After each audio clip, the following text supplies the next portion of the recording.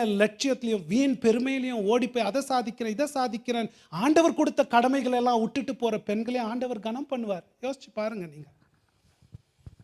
வீண் பெருமையில செய்யறது எதுவுமே ஆண்டவருக்கு பிடிக்காதே.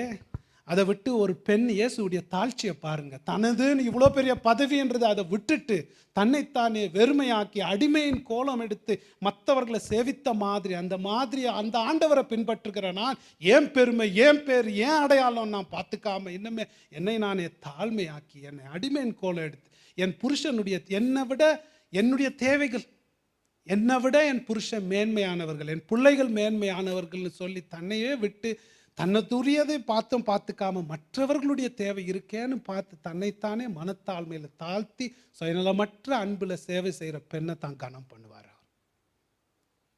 பண்ணுவார். பெண்ணுடைய அழைப்பு, த காலிங் ஆஃப் உமன்ஹுட் எவ்வளோ பெரிய புனிதம் தெரியுமா? அது வெறும்